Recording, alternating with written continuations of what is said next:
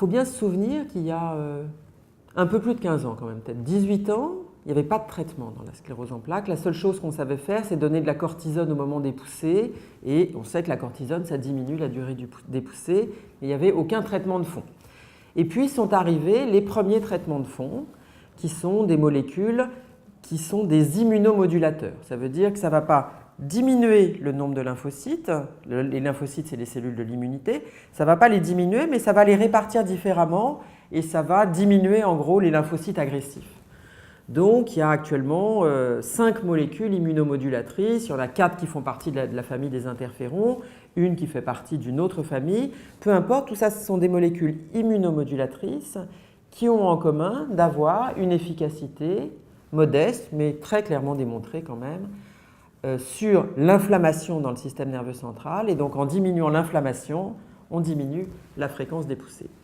Donc, ces molécules immunomodulatrices, ça fait partie de ce qu'on appelle les traitements de première ligne. Leur efficacité, comme je vous disais, elle est partielle et en moyenne, ces immunomodulateurs dits de première ligne diminuent de 30% la fréquence des poussées. Et puis, ces dernières années, sont apparus des traitements qu'on appelle maintenant des traitements de seconde ligne.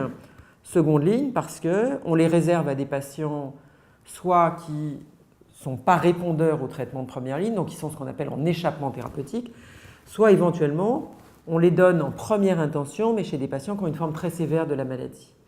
Et donc là, actuellement, il y a 3 traitements de seconde ligne qui sont disponibles, commercialement disponibles chez les patients atteints de sclérose en plaques, 2 qui sont des médicaments immunosuppresseurs, l'un qui se fait par voie intraveineuse, l'autre qui se donne par la bouche, et puis le 3e qui n'est pas tout à fait un immunosuppresseur, qui est un médicament qui a un mécanisme d'action plus différent, c'est un anticorps monoclonal qui empêche l'entrée du lymphocyte dans le système nerveux central et qui se donne aussi sous forme de perfusion.